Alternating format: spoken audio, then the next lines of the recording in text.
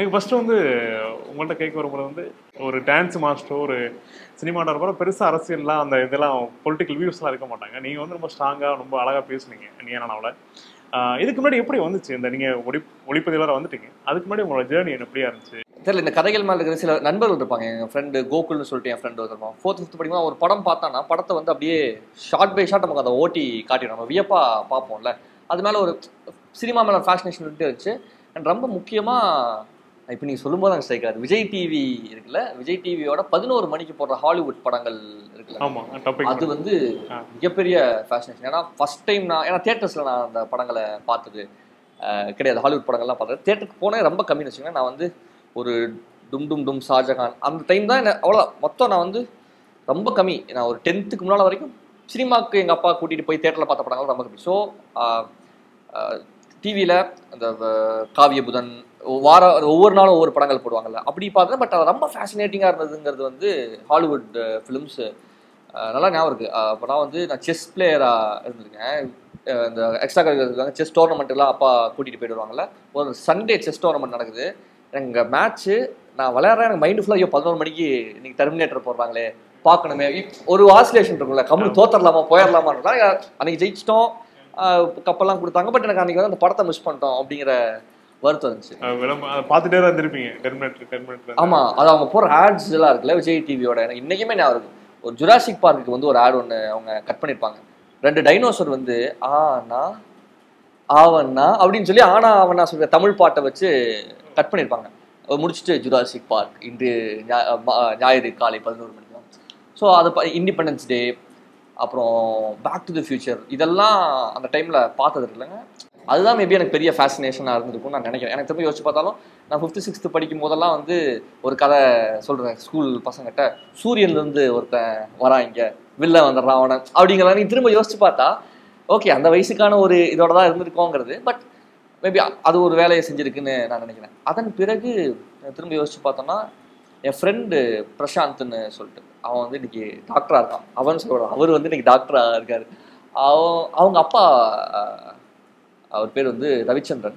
அவனுக்கு டெய்லியும் 2nd 3rd படிக்கும்போது ஸ்கூலுக்கு கொண்டு எப்போ அந்த ஸ்கூல் இருக்குல்ல, எங்கள் ஸ்கூல் வந்து அது வந்து முன்னால் இருந்த சாயப்பட்டறையை இப்போ வாங்கி ஸ்கூலாக மாற்றிருக்காங்க. ஸோ அந்த சாயப்பட்டறை நீளமான அந்த ஓட்டு அந்த மாதிரி ஒரு ஸ்கூல் தான் வச்சுங்களேன். ஸோ காலையில் வந்து விடும்போது அவங்க வீட்டில் இங்கிலீஷ் பேப்பர் வாங்குவாங்க. அவனை வந்து டாக்டர் ஆகணும்னு அவங்க அப்பா அப்போவே நினச்சாரு. கடைசியில் ஆக்கிட்டாரு, டாக்டர் ஆகிட்டான்.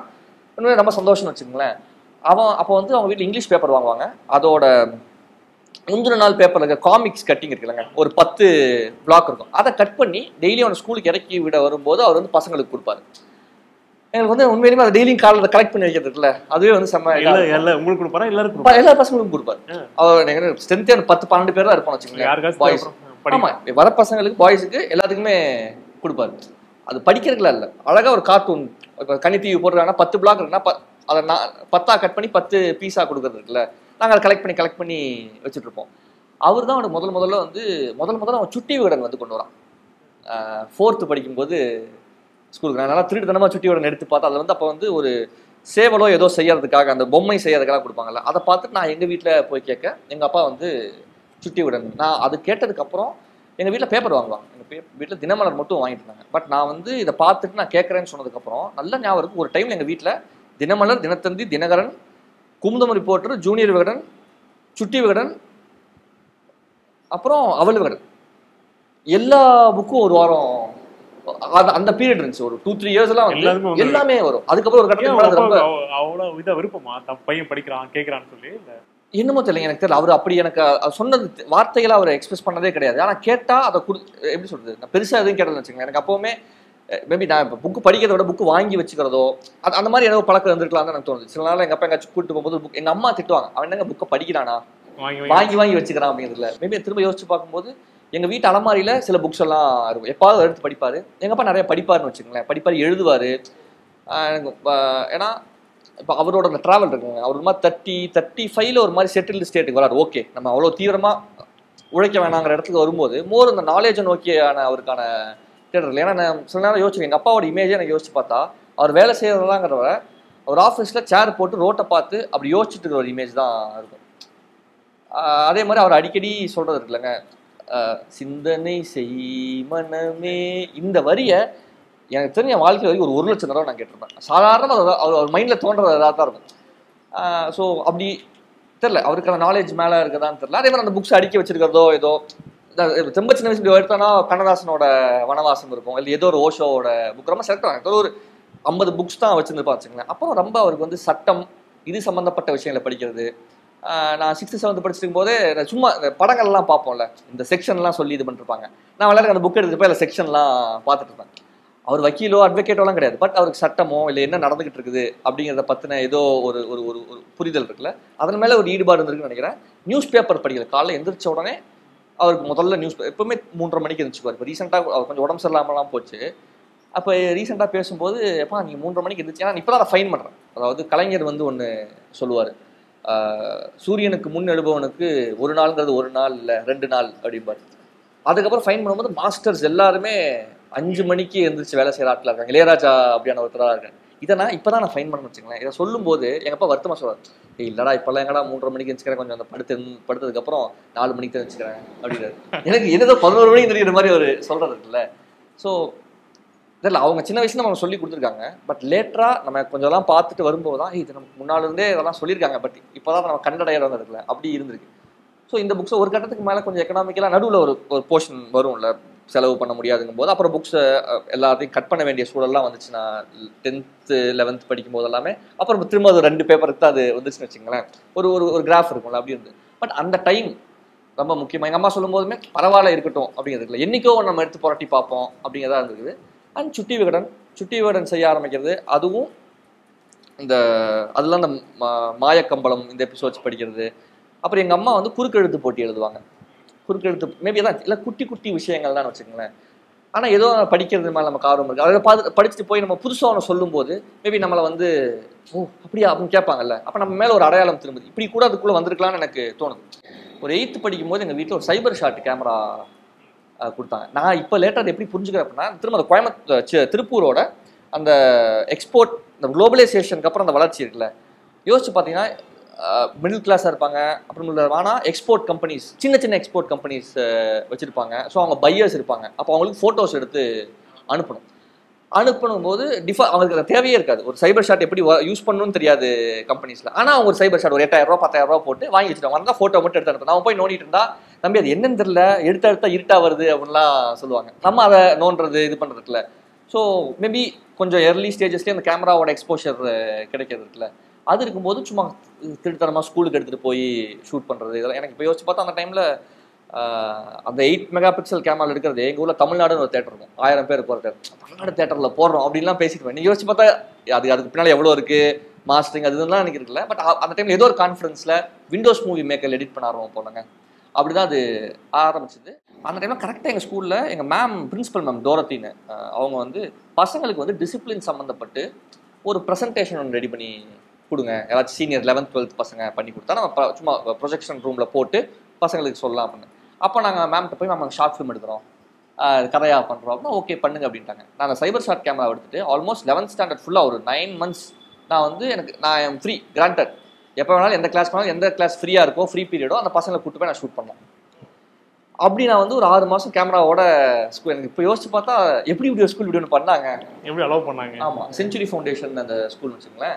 அந்த ஸ்கூலும் அந்த டைமில் வந்து அவங்க பிரின்சிபல் டீச்சர்ஸ் எல்லாருமே ரொம்ப முக்கியமான அதுதான். நம்ம நீங்கள் ட்ராவல் பண்ணி யோசிச்சு பார்த்தா யார் எந்த நேரத்தில் எதாவது செஞ்சாங்கன்னு இல்லை, ஆனால் ஒரு பசங்களுக்கு ஒரு இன்ட்ரெஸ்ட்னா அவன் கை தூக்கி விட இவ்வளோ பேர் இருந்திருக்காங்கிறத இப்போ சொல்லும்போது ஞாபகம் வச்சு சின்னதாக முடியாது வேணாம்னு சொல்லி ஒன்றுமே பண்ணியிருக்க முடியாது இல்லை. ஆமாம் எஸ்ன்னு சொல்கிறதுக்கு அங்கே ஒரு ஆமாம். இப்போ அவங்க சொன்ன சில பாயிண்ட்ஸ் நம்ம வாழ்க்கையில் நம்ம திரும்பி யோசிச்சு பார்ப்போம். நான் 6th படிக்கும்போது எங்கள் கிளாஸ் டீச்சர் செல்வின்னு ஒரு தமிழ் மேம், அவங்க சொன்ன சில ஏன்னா நம்ம ரொம்ப சுட்டியாக இருப்போம், எல்லா வேலையும் பார்ப்போம், போட்டு அடிப்போம், இது பண்ணுவோம், அதாவது பென்சில் பேனாவை திருடி வச்சுக்குவோம், அவனாலே அவன் வந்து அப்படின்னு ஒரு இமேஜ் ஆயிரும்ல. இப்போ சில நேரம் என்ன ஆயிரும்னா எங்காச்சும் ஏதாச்சும் ஒன்று காணாமல் போயிட்டா கூட அவன் தான் பண்ணியிருப்பான் அப்படிங்கிற அளவுக்கு நம்ம ஸ்கூலில் நமக்கு ஒரு இமேஜ் கிரியேட் ஆயிரும். ஒரு கட்டத்தில் நமக்கு அது புரிய ஆரம்பிக்கிறோம். நம்ம எல்லாரும் இப்படி பாருங்க. ஒரு எங்கள் அப்பா ஒன்று சொன்னார் காலையில், ஏன்னா இந்த விஷயம் தெரிஞ்சிச்சு, நான் வந்து ஸ்கூலுக்கு ஏதோ பையன் வந்து பென்ட்ரைவோ ஏதோ ஒன்று கொண்டு வந்திருக்கான், நமக்கு பென்ட்ரைவோ பார்த்ததே கிடையாதுல்ல, நம்ம இந்த வீட்டில் கேட்டால் வாங்கி கொடுப்பாங்க, ஆனால் நமக்கு அந்த ஃபேஷனேஷனில் ஒரு பொருள் மேலே இருக்கிற ஆசையோ அந்த வயசில் வந்து நம்ம அதை எடுத்து வச்சுக்கிறோம், அப்புறம் அதை கண்டுபிடிச்சிடுறாங்க, அடிக்கிறாங்கலாம். இது எங்கள் அப்பாட்ட சொல்லிடுறாங்க. எங்கள் அப்பா அதை வந்து ஒரு நாள் காலையில் எப்பவுமே எங்கள் அப்பா இமேஜ் இருக்குல்லங்க, காலையில் 6:30 மணிக்கு எழுந்திரிச்சிங்கன்னா ஸ்கூல் யூனிஃபார்ம் அயன் பண்ணிட்டு இருப்பார். அவர் வேலையே எழுப்பி குளிப்பாட்டி சாப்பாடு ஊட்டி கொண்டு போய் பஸ்ஸில் விட்டு வர்றதுக்குல அது கிட்டத்தட்ட அவரோட காலை ஸ்கூல் அயன் பண்ணிவிட்டு எனக்கு கூப்பிட்டு இங்கே போரு அப்படின்னு சொல்லிட்டு ரொம்ப சிம்பிளாக ஒன்று சொன்னார். நம்ம வந்து என்ன வேணாலும் பண்ணலாம் தங்கம், வாழ்க்கையில் எது வேணாலும் பண்ணி ஆகலாம். ஆனால் நமக்கு என்ன மரியாதை இருக்குன்னு ஒன்று இருக்குல்ல, நம்ம சில விஷயங்கள் செய்கிறோம் அப்படின்னா நம்மளை வந்து யாரும் நம்ப மாட்டாங்க. நம்ம நியாயமே சொல்கிறோம், சரியே பண்ணுறோன்னா நம்மளை யாரும் நம்ப மாட்டாங்க. அதனால சில விஷயம் நம்ம வந்து செய்யக்கூடாதுன்னா நம்ம செய்யக்கூடாது. ரொம்ப சிம்பிளாக ஏதோ ஒன்று சொன்னார். இது ஸ்கூல்லேருந்து இன்ஃபர்மேஷன் போய் எனக்கு ரொம்ப வானம் அடிக்கவெல்லாம் இல்லை, எனக்கு ரொம்ப ஹிட்டிங்காக இருந்துச்சு. ஆமாம், இப்போ நம்ம இன்னைக்கு தப்பே பண்ணலனாலும் நம்ம மேலே ஒரு இமேஜ் கிரியேட் ஆகிடுதுல. அப்படிங்கும்போது நம்ம மாறுறோம் எதுவுமே ஓகே, நம்ம பாட்டு நல்ல பையனாக இருக்கும். ஆனால் அந்த இமேஜ் மாறல. ஒரு வருஷம் ஆகுது, பட் ஸ்கூலில் அந்த பையனா வந்தான் அப்படிங்கிற இமேஜ் எல்லாருமே நம்ம அப்படியே பார்க்குறாங்க. அப்படி இருக்கும்போது நமக்கு ஒரு என்ன நம்ம மாறிட்டோம், ஆனால் நம்மளை வந்து இப்படி எல்லாருமே பார்க்குறாங்களே அப்படிங்கிறது இருக்கும்போது ஒரு தடவை அவங்க தான் செல்வின் கிளாஸ் டீச்சர் மாதம் வந்து பெஸ்ட் ஸ்டூடெண்ட்ஸ்க்கு வந்து ஏதாச்சும் பேனா பென்சில் ஏதாச்சும் கிண்ணம் இந்த மாதிரிலாம் இருக்கும். அவங்க வந்து இந்த மாதத்தோட பெஸ்ட் ஸ்டூடெண்ட் வந்து சுஜித் அப்படிங்கிறாங்க. ஷாக்கு நல்லா ஞாபகம் இருக்குது. எல்லா பசங்களும் நிற்கிறாங்க, மேம் வந்துருக்காங்க. நான் தான் லாஸ்ட் பெஞ்சில் இந்த கார்னர் ஜன்னல் பக்கத்தில் உட்காந்துருக்கேன்.